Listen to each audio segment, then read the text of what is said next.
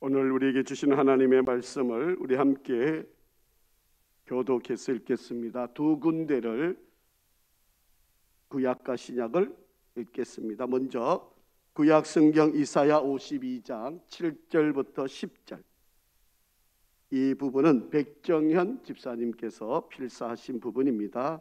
한 절씩 교독해서 읽겠습니다. 좋은 소식을 전하며 평화를 공포하며 복된 좋은 소식을 가져오며 구원을 공포하며 시온을 향하여 이르기를 내 하나님이 통치하신다 하는 자의 산을 넘는 발이 어찌 그리 아름다운가.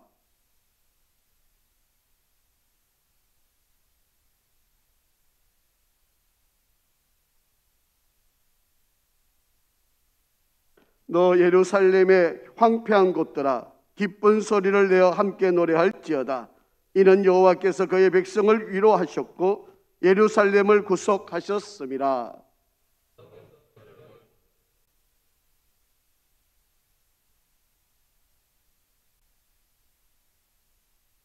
아멘. 우리 신약 성경 사도행전 1장 6절부터 11절 한 절씩 교독합니다. 이 부분은 배정숙 권사님께서 필사하신 부분입니다. 그들이 모였을 때에 예수께 여쭈어 이르되 주께서 이스라엘 나라를 회복하심이 이때니까 하니,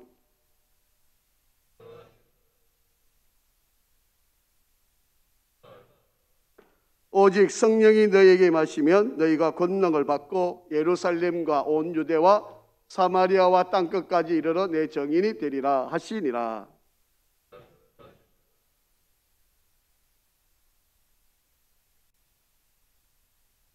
올라가실 때에 제자들이 자세히 하늘을 쳐다보고 있는데 흰옷 입은 두 사람이 그들 곁에 서서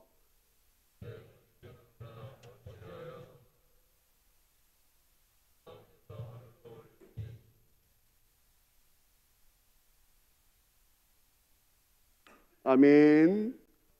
할렐루야. 우리 한번 인사하시겠습니다. 우리 앞뒤 좌우를 한번 축복하실까요? 하나님은 항상 선하십니다. 한 번 더 인사합니다. 하나님은 항상 옳으십니다.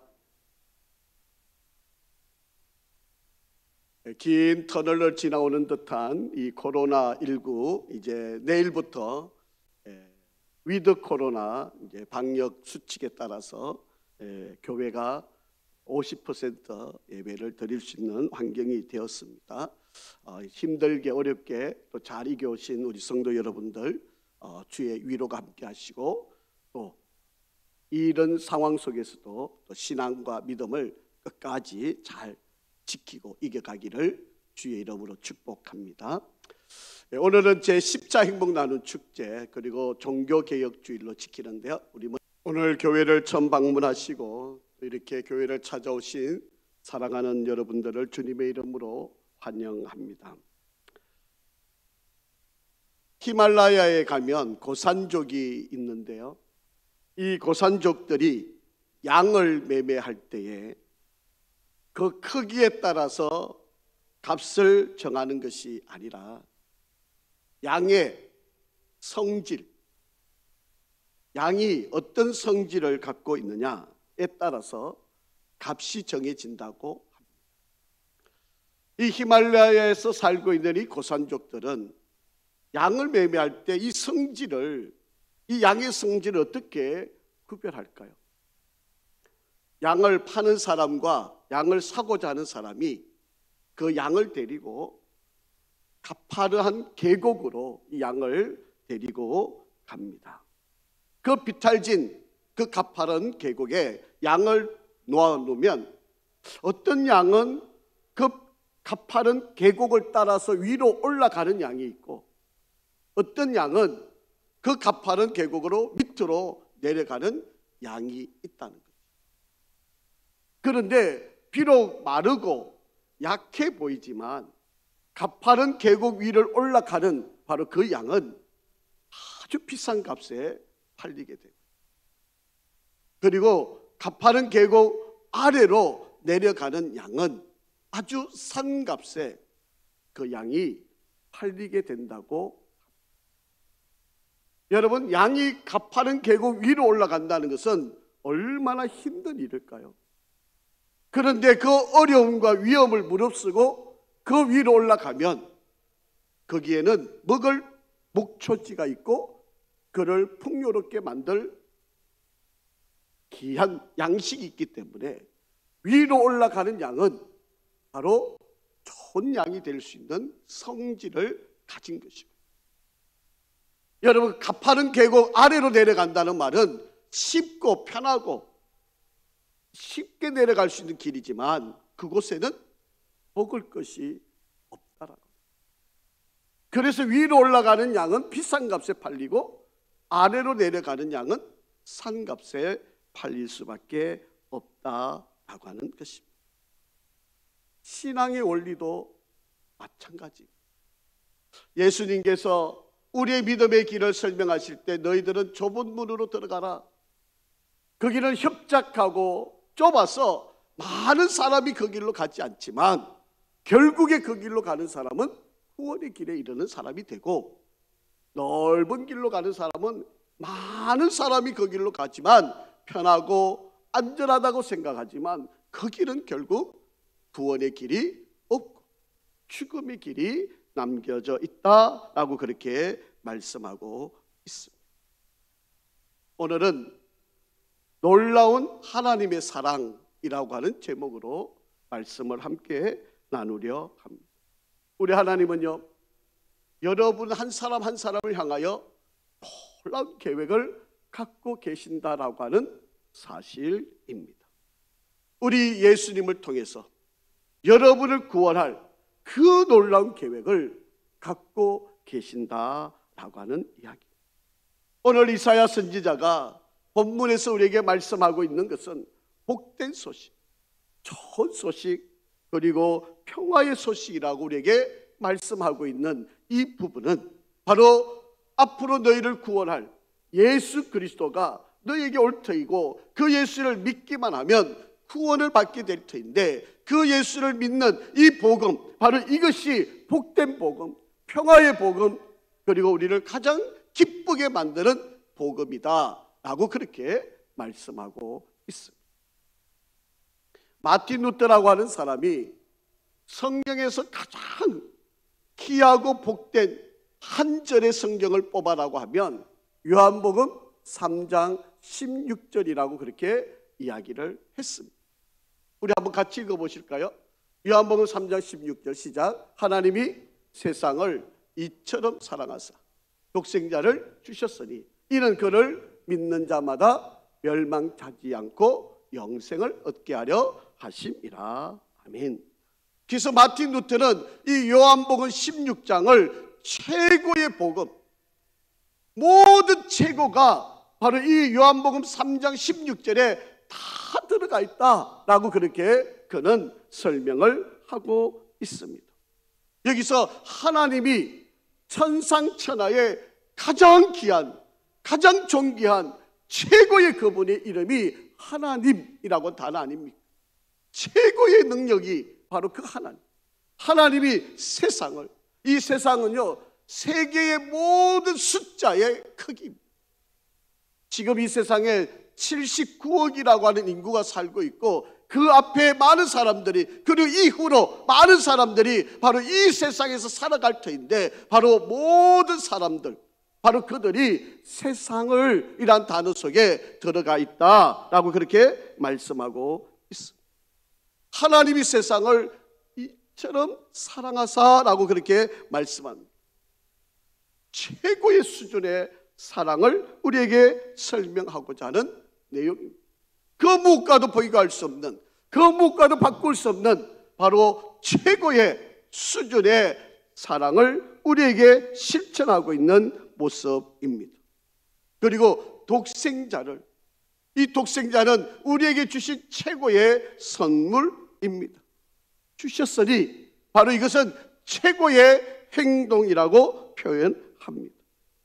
자기 자신을, 저와 여러분을 구원하기 위해서 하나밖에 없는 최고의 선물인 예수 그리스도를, 독생자 되신 예수 그리스도를 우리에게 말로만 하신 것이 아니라 친히 십자가에 달려 죽어주심을, 우리에게 주셨다라고 그렇게 표현하고 있습니다.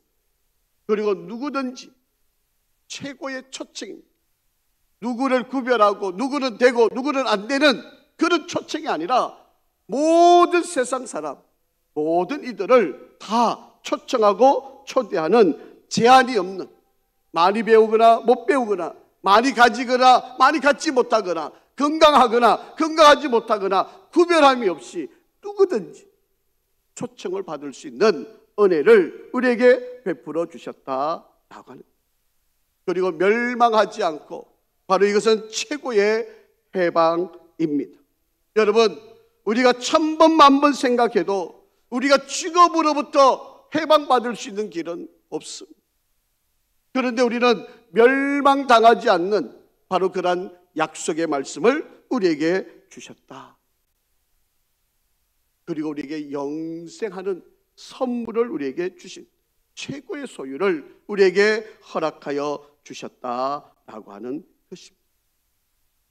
그러기에 우리가 예수 그리스도를 믿기만 하면, 십자가에서 나를 위하여 피 흘려 죽어주신 바로 그 예수 그리스도를 믿기만 하면 바로 우리는 구원을 얻을 수 있게 됩니다. 뿐만 아니라 예수님을 통해서 우리의 모든 죄로, 우리의 모든 속박으로부터 구원케 하는 역사를 만들어 놓으셨다라고 하는 이야기. 그래서 오늘 본문 9절에 보시면, 이사야 52장 9절에 보면 그 백성들을 위로하고 구속하셨다라고 그렇게 설명을 하고 있습니다. 그래서 사도행전 1장에 보시면 제자들이 땅 끝까지 이르러 이 사실을 증거하는 정인이 되어라라고 그렇게 말씀을 하고 있습니다. 예수님은 인간의 모든 죄를 담당하시고 십자가에서 우리의 모든 죄를, 나의 모든 죄를 대속하여 죽어주신 바로 그러한 은혜를 감당하신 분입니다. 그 예수님은요, 성경에 예언되어 있는 대로, 성경에 기록되어 있는 그 예언 그대로 이 땅에 오셨고, 그리고 이 땅에서 우리의 죄를 담당하셔서 죽으셨고 3일 만에 부활하셔서 그 예수를 믿기만 하면 우리의 모든 죄로부터 용서함을 받고 천국에 들어갈 수 있는 은혜를 누리게 된다라고 하는 사실. 그래서 우리는 이 예수를 믿어야만 구원의 은혜를 이루게 되는 거예요. 성경 한번 읽어보시죠. 사도행전 16장 31절 말씀입니다. 사도행전 16장 31절, 주 예수를 믿어라. 그리하면 너와 내 집이 구원을 얻으리라 라고 그렇게 말씀하고 있습니다. 여러분, 우리가 구원받는 유일한 길은 주 예수를 믿는 것입니다. 다른 방법, 다른 길 없습니다. 선행으로나 착한 일로나 구제하는 걸로나 남을 도와주는 걸로 구원받는 길은 없습니다. 오직 하나, 구원받는 일은 주 예수를 믿는 믿음 외에 다른 길이 없습니다. 사도행전 4장 12절에도 이렇게 우리에게 말씀하고 있습니다. 한번 같이 읽겠습니다. 다른 이로서는 구원받을 수 없나니 천하 사람 중에 구원을 받을 만한 다른 이름을 우리에게 주신 일이 없음이니라. 아멘. 다른 이름으로서는 구원을 받을 수가 없다라고 그렇게 말씀하고 있습니다. 어렸을 때요, 고향을 떠나서 오랜 세월 동안 타지에서 정말 고생을 하면서 성공을 이루었던 한 중년의 여성이 있었습니다. 너무 고향이 그리워서 고향을 찾아왔는데, 그 고향에 찾아왔는데 보니까 자기 동창생 두 사람을 만나게 되었습니다.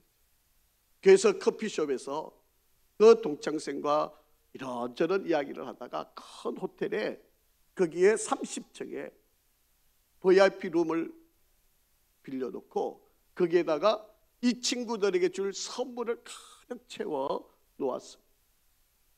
그래서 그 동창생 2명과 함께 이런저런 이야기하다가 다음에 이야기를 더 이어가기 위해서 우리 30층에 내가 방을 빌려놨는데 우리 거기 가서 더 지난 이야기를 나누자. 그렇게 하고 세 사람이 엘리베이터 앞에 섰습니다. 근데 엘리베이터 버튼을 눌렸는데 엘리베이터가 열리지를 않습니다.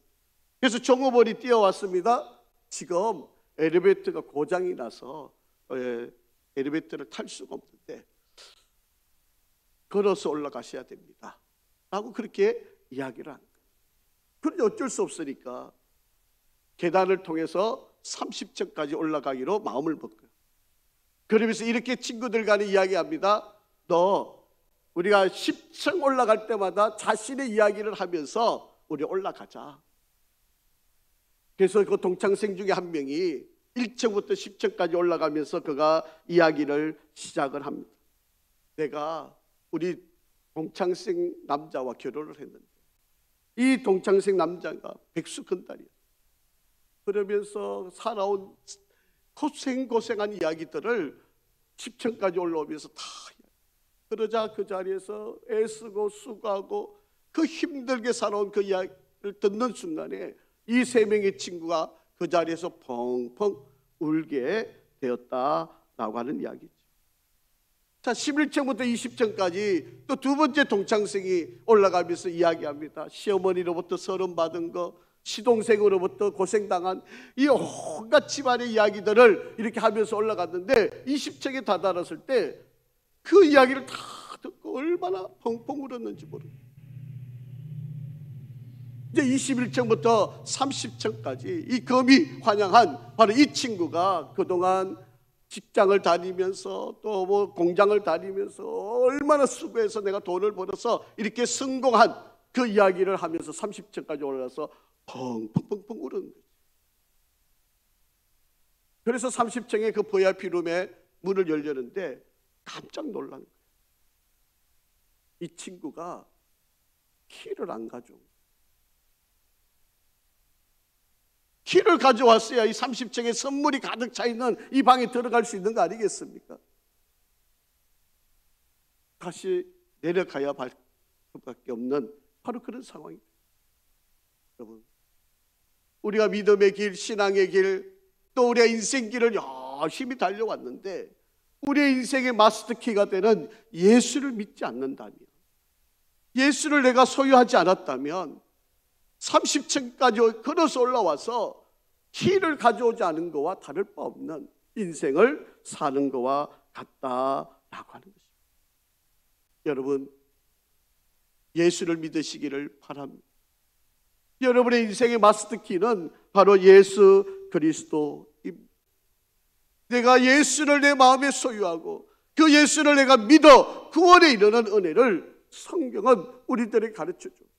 오늘 이렇게 우리가 함께 초대해서 바로 행복 나는 축제를 하고 있는 이유도 바로 예수를 꼭 믿고 그리고 인생의 마스터키인 예수를 믿음으로 구원을 얻는 바로 이것을 선포하는 바로 그런 이야기입니다. 그런데 이 구원은요, 나중에 천천히 이룰 수 있는 일이 아닙니다. 여러분, 우리 인생에서 가장 시급하고 중요한 것이 바로 구원의 문제입니다. 요즘처럼 힘들고 어려울 때 많은 사람들이 생각하고 있는 것 중에 하나는 그래도 돈이 있어야, 재물이 있어야 그래도 우리가 이 험한 세상, 이 어려운 세상을 잘 살 수 있다고 생각하는 분들이 많이 있습니다. 여러분, 우리가 인생을 살아가면서 재물 필요합니다. 돈이 있어야 되죠. 의식주, 그리고 우리가 많은 문제들을 해결함에 있어서 재물이 필요하다는 것 부인할 수 없는 사실입니다. 그런데 재물만 가지고 살 수 있느냐라고 하는 거예요. 예수님이 이렇게 말씀하신 적이 있으세요? 사람이 떡으로만 살 것이 아니라 오직 하나님 입에서 나오는 말씀으로 사느니라. 그런데 우리 인생은 목구멍이 포도청이라 당장 먹고 살아야 되는 문제 때문에 돈이 필요하고 재물이 필요하다는 것을 인정하지 않을 수 없지만, 그러나 이 돈이 우리 인생을 얼마나 망치고 우리를 얼마나 힘들게 하고 우리를 얼마나 낙담되게 만드는 일이 되는지 모를 이야기입니다. 여러분, 우리나라에서요, 복권이 얼마나 많이 있습니까?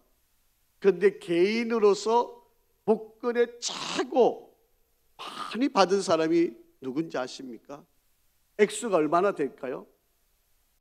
요즘 모르겠습니다. 뭐 로또가 얼마나 당첨금이 되는지 모르지만 우리나라 지금 복권의 역사 속에서요, 김수정이라고 하는 분이 있는데, 이 김수정이라고 하는 분이 복권을 하나 사가 당첨이 됐는데 그때 2012년도입니다.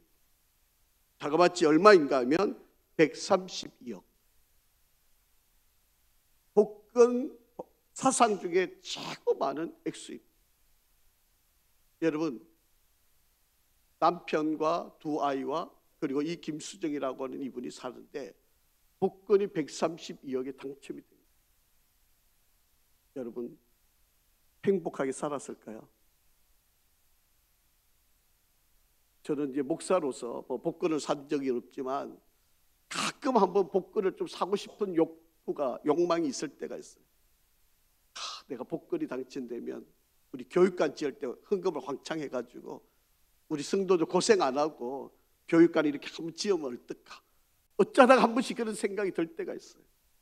근데 허황된 꿈이기는 하지만 하나님 기뻐하실 일은 아니죠. 그런데 이 김수정이라고 하는 분이 132억이라고 하는 이 돈을 2012년도에 받게 됐는데 어마어마한 액수지요. 개인으로서 받을 수 있는 최고의 액수입니다. 이분은요, 20만 원짜리 월세방을 살면서 언젠가는 자기 집을 구할 수 있겠다, 이런 희망과, 남편은 건설 현장 할인마트에서 일을 하고 아내는 친정 횟집에서 일을 하면서 받는 돈을 가지고 내일을 꿈꿔오던, 두 아이를 키우면서 꿈꿔오던 바로 이들이었습니다. 그런데 정작 복권을 샀는데 이 아내가, 김수정이라고 하는 이 아내가 132억에 당첨이 된 거예요. 여러분, 일확천금을 꿈꾸게 된 거죠. 그런데 이것을 받고 난데 인생이 확 달라지게 됐습니다. 남편은 일을 그만두고 술과 도박에 빠지게 되고 흥청망청 쓰게 되고 심지어는 바람까지 피우게 되었습니다. 내연녀와 여관에서 투숙하다가 현장에서 발각이 되어서 결국 두 부부가 갈라서게 되었습니다. 그런데 이걸로 끝났느냐? 그렇지 않습니다. 한때는 한 이불에서 알콩달콩 재미나게 행복을 나누면서 살았던 두 사람이 악연이 되어서 법정에 서게 되고 결국은 이혼 합의에 이르면서 10억 원을 남편에게 주게 되었습니다. 그런데 이 남편은 10억 원 받는 걸로 끝나지 않고 지금 아내 집에 있는 그 돈의 절반을 더 달라고 법정 소송을, 재날 분할 청구를 하게 되었습니다. 이유를 이렇게 냈습니다. 아내가 혼인 생활 중에 내가 벌어준 돈으로 생활했고 그 일부로 복권을 구했기 때문에 복권 당첨권은 공동의 노력으로 마련한 재산이다. 현재 남아있는 100억 원 가운데 50%를 돌려줘야 한다라고 그렇게 주장을 했습니다. 그런데요, 판사가 이렇게 판결을 내렸습니다. 이혼의 기책 사유가 아내에게 있지 않고 이혼 당시 아내는 남편이 요구한 대로 돈을 줬으며 이때 두 사람 사이에 작성한 각서에 더 이상 돈을 요구하지 않기로 되어 있는 만큼 전 남편에게는 돈을 더 줄 이유가 없다. 이렇게 청구 기각을 하게 되었다. 사람들은 돈이 있으면 행복하다고, 돈이 있으면 더 잘 살다고, 돈이 있으면 더 신앙생활 잘할 거라고 이야기하지만 정작 돈을 가지면 이렇게 불행을 자초하게 된다라고 하는 거예요. 두 번째로 어떤 사람은 명예를 얻으면, 권세를 얻으면 내가 잘 살 수 있다고 생각하는 사람들이 있습니다. 예수님은 여우도 굴이 있고 참새도 보금자리가 있는데 인자는 머리 둘 곳이 없다, 그렇게 말씀을 하셨습니다. 주님의 길을 따른다는 것이 쉬운 길이 아님을 우리들에게 말씀하셨습니다. 예수님이 엄청나게 소치를 부었던 부자에게 오늘 밤 내 영혼을 도로 데려가면 네가 지금 준비한 이 모든 것이 네 것이 되겠느냐라고 그렇게 말씀하시면서 우리 인생은 명예, 권력, 그 힘을 가지고 우리 인생을 행복하게 살 수 있는 것도 아니다라고 말씀을 하셨습니다. 그러기에 바로 지금, 바로 이 순간, 바로 우리에게 구원이라고 하는 시급한 이 문제를 해결하지 않고 다른 일에 우리가 마음을 빼앗아서는 안 된다라고 하는 이야기. 성경에 이런 말씀이 있어요. 한번 같이 읽어보실까요? 요한 3서 1장 2절입니다. 한번 같이 읽어보겠습니다. 시작. 사랑하는 자여, 내 영혼이 잘됨 같이 내가 범사에 잘되고 강건하기를 내가 간구하노라. 아멘. 여러분, 이 본문의 말씀은 우리 인생의 우선순위를 잘 정하라는 거예요. 세상에 많은 사람들은 건강함이 더 우선이고 내가 잘 되는 게 우선이고 그 다음에 좀 여유가 있으면 영혼에 대해서 한번 생각해 보겠다고 이야기하지만 성경은 분명히 이야기합니다. 내 영혼이 잘 되고 내가 범사에 잘 되고 그 다음에 강건할 것을 내가 간구한다, 기도한다, 청원한다, 부탁한다, 그렇게 말씀하고 있는 우선순위가 영혼이 잘 되는 일이 바로 우리에게 필요하다라고 하는 것. 여러분, 물질 중요합니다. 성공하는 거 중요합니다. 우리 건강한 거 중요합니다. 하지만 이것보다 더 우선시 되는 것은 나의 영혼이 잘 되는 일이에요. 여러분, 항해하는데 어느 지역에 암초가 너무 많은 거예요. 그래서 그 암초에 불을 밝히는 등대가 있는데 이 등대는 부두가 있는 곳만 비춰주는 바로 그런 등대였습니다. 그게 많은 배가 이 부두에 오다 보면 그 숨겨져 있는 이 암초에 걸려가지고 많은 배들이 파손을 당하는 거예요. 그래서 그 마을 사람들이 안 되겠다 이렇게 하다가는 도저히 안 되겠다. 그래서 그 등대, 부두를 밝히는 등대 뒤에다가 또 다른 등대 2개를 그 뒤에다가 세우는 거예요. 그래서 이 등대가 일직선이 되면 그 길로 쭉 따라오면 암초들을 다 피해서 오는 길이 되고, 그런데 불빛이 2개가 보이거나 불빛이 3개가 보이면 바로 그 주변에 암초들이 있는 걸로 그렇게 일직선 되는 등대를 만들어 놓은 거예요. 사람들이 그 등대를 쫓아올 때 불빛이 2개가 보이면 불빛이 하나 되는 쪽으로 방향을 틀어서 그 길로만 따라오면 안전하게 바로 부둣가에 도착할 수 있게 됩니다. 여러분, 우리 인생길도 마찬가지입니다. 물론 돈 중요한 거 알지요. 건강해야 되는 거 알지요. 우리 출세하고 잘 살고 힘도 가져야 되는 거 알지요. 그런데 우리에게 구원의 길은 오직 한 길, 바로 예수 그리스도를 믿는 이 믿음의 길이다. 이것을 놓쳐서는 안 된다라고 합니다. 성경 한번 읽어볼까요? 사도행전 1장 11절 말씀입니다. 사도행전 1장 11절 시작. 이르되 갈릴리 사람들아, 어찌하여 서서 하늘을 쳐다보느냐? 너희 가운데서 하늘로 올려지신 이 예수는 하늘로 가신 본 그대로 어떻게 한다? 오시리라 하였느니라. 여러분, 예수님이 이 땅에 처음 오셔서는 십자가에 달려서 죽으심으로 우리의 죄를 구원하신 일이에요. 그런데 예수님이 다시 오시겠다고, 너희들이 보는 대로 올라가시는 이 예수님은 다시 이 땅에 오신다고 분명히 우리에게 약속하고 있는 말씀의 내용입니다. 왜 예수님이 오시는 걸까요? 왜 예수님이 다시 오시는 걸까요? 심판하십니다. 예수를 믿는 사람과 믿지 않는 사람을 구별해서 심판하기 위해서 예수님은 이 땅에 다시 오시는 거예요. 예수님이 처음에 오셨을 때는 우리를 구원하러 오신 것이지만 두 번째 우리에게 오실 때는 심판의 주로 이 땅에 오신다고 하는 사실. 자, 그래서 고린도 후서 6장 2절 말씀에 보면 이렇게 우리에게 부탁하고 있는 거죠.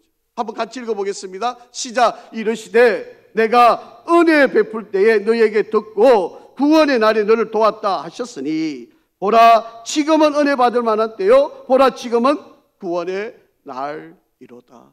아멘. 지금은 예수님이 다시 오시기 때문에 바로 지금 이 순간에는 구원받을 만한 때, 은혜 받을 만한 때다. 지금 바로 이 순간에 우리가 예수를 믿고 구원을 받아야 한다라고 하는 사실. 그런데 그 날을 아무도 알 수가 없어요. 만약에 몇 월 며칠 날 오신다면 뭐 그 전날 우리가 예수 믿으면 되지 않겠습니까? 만약에 2025년도 10월 31일 온다 그러면 2025년 10월 29일, 10월 30일 날 우리가 예수 믿으면 되지 않습니까? 그런데 그 날은 아버지만 아시는 거예요. 주님도 모르신다고 그렇게 말씀을 하셨어요. 그러니 지금, 그리고 우리가 언제 죽을 줄 알아요. 내가 죽는 날만 안다면 죽음 직전에 내가 예수 믿으면 되죠. 그런데 죽을 날을 알 수 있는 사람은 아무도 없다. 그때가 오면요, 기회를 놓죠. 여러분, 1945년 8월 6일 일본 히로시마에 원자폭탄이 떨어지게 됩니다. 여러분, 히로시마에 이 원자폭탄이 떨어졌는데 6개월 전부터요, 미군이 계속해서 이 삐라를 뿌립니다. 1945년 8월 6일 아침 8시 9분에 원자폭탄을 떨어뜨릴 것인데 피하라고, 도망가라고, 히로시마에 남아있지 말라고, 그렇게 저렇게 일본 말로 다 적어가지고 공중에서 6개월 전부터 계속 뿌린 거예요. 그런데 설마 원자폭탄을 떨어뜨릴까? 설마 그것을, 그러면서 사람들이 믿지를 않았다는 거 아닙니까?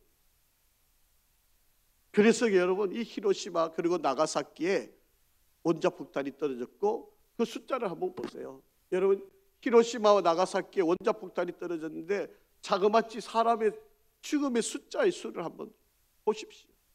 어마어마하지 않습니까? 폭탄 하나가 떨어졌는데, 그것도 6개월 전부터 계속 알렸는데 이들이 듣지도 않고 믿지도 않았다라고 하는 이야기. 여러분, 우리 주님이 오실 날이 이제 점점 가까워오고 있어요. 주님이 곧 이 땅에 다시 오실 때는 심판의 주로 오실 거예요. 히브리서 9장 27절에 이렇게 말씀하고 있지 않습니까?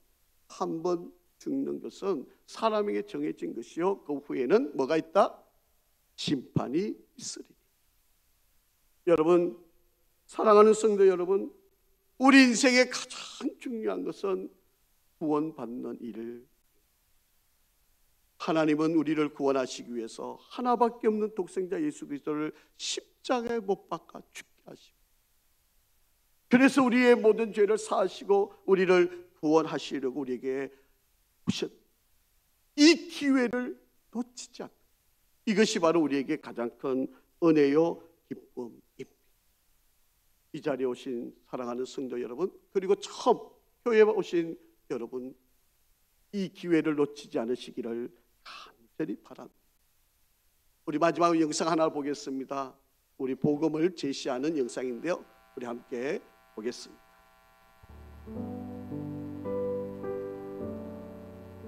우리가 사는 인생은 3-4번 사는 인생입니다. 첫 번째는 모태에서 10개월 동안 지내는 인생입니다. 이때에는 엄마의 양수 안에서 암흑 속에 아무런 자유 없이 영양분을 공급받습니다. 두 번째는 현세에서 100년 동안 지내는 인생입니다. 이때 우리는 시간과 공간 속에서 하루에 3번씩 밥을 먹으면서 지냅니다. 세 번째는 내세에서 영원토록 지내는 인생입니다. 이때 우리는 먹지 않고도 지낼 수 있습니다. 인생은 출생이란 입구로 세상에 들어와서 죽음이란 출구를 통해 영원으로 들어가는 것입니다. 그런데 그 영혼은 두 가지 삶이 있는데 그것은 천국과 지옥에서의 삶입니다. 만약에 당신이 오늘 밤에 죽음이란 출구를 통해 영혼으로 들어간다면 당신은 천국에 들어갈 것을 믿으십니까? 만일 당신이 천국 문 앞에 섰는데 그때 하나님께서 당신에게 내가 왜 너를 천국에 들여보내야 하느냐 라고 물으신다면 뭐라고 대답하시겠습니까? 그런데 당신에게 들려줄 좋은 소식이 있습니다. 그것은 우리에게 천국으로 들어갈 수 있는 길이 있다는 사실입니다. 천국은 거저 주시는 하나님의 선물입니다. 우리가 노력해서 무슨 자격이 있어서 들어간 곳이 아니라는 말입니다. 그런데 사람이 이러한 선물을 받지 못하는 이유는 무엇일까요? 왜냐하면 인간은 죄인이라서 스스로를 구원할 수 없기 때문입니다. 여기서 죄는 모든 생각이나 말이나 행동으로 짓는 죄와 마땅히 해야 할 일을 하지 않는 죄들을 의미합니다. 인간은 죄인이라서 완전하지 않습니다. 하지만 하나님은 인간에게 완전함을 원하십니다. 왜냐하면 하나님이 완전하신 분이시기 때문입니다. 하나님은 거룩하시기 때문에 죄를 미워하십니다. 그런데 하나님은 우리를 사랑하셔서 우리를 벌하기를 원치 않으십니다. 하지만 동시에 하나님은 정의로운 분이시기 때문에 반드시 우리의 죄를 벌하셔야만 됩니다. 그래서 하나님은 이 문제를 해결하시기 위해 그의 아들 예수 그리스도를 세상에 보내셨습니다.